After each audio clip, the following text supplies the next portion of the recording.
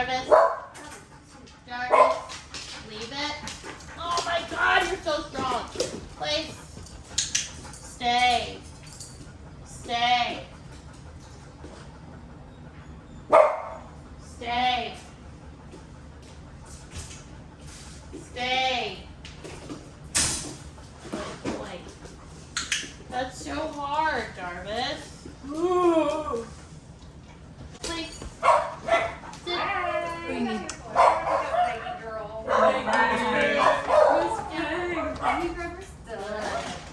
Nope. Sit. Stay. That's a medicine. Oh, yes. Stay. Please.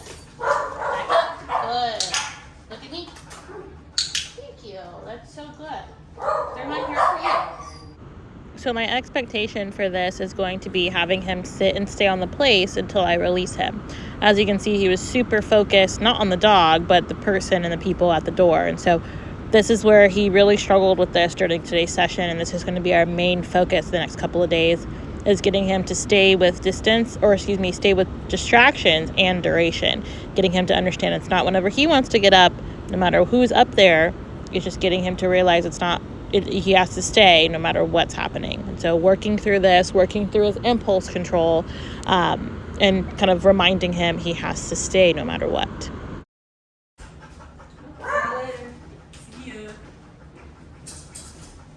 Down. Please. Down. You're cheating. Good. You have to relax, Jarvis. Sit and lay down and just chill. Good boy. You're gonna rest what's wrong. So the object of this exercise is getting him to learn how to be calm in scenarios, areas, and situations where he's not normally. And so whenever he comes into the main lobby of HQ, he goes straight to the front door because he thinks that he's going outside on a walk. He thinks when the leash goes on, we're immediately going outside.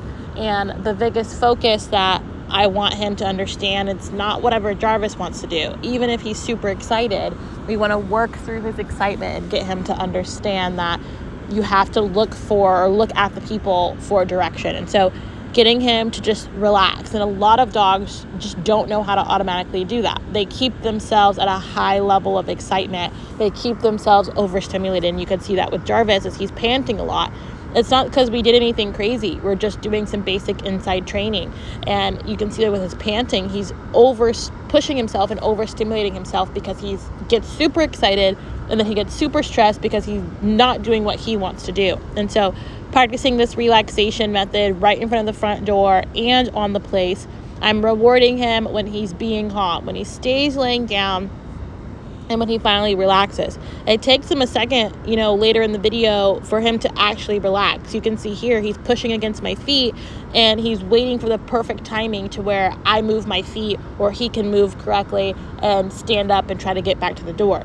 And I'm not rewarding for that. I'm only rewarding for the behavior that I want to see him continue. And that is laying on the place and relaxing. And there's people walking around on the other side of the camera and just getting him to realize he doesn't have to be all up in the jazz and be all up in everybody's business, right? That's his biggest thing, is when there's new people around or whenever there's a lot of commotion around, he wants to get up and go and he wants to get up and see.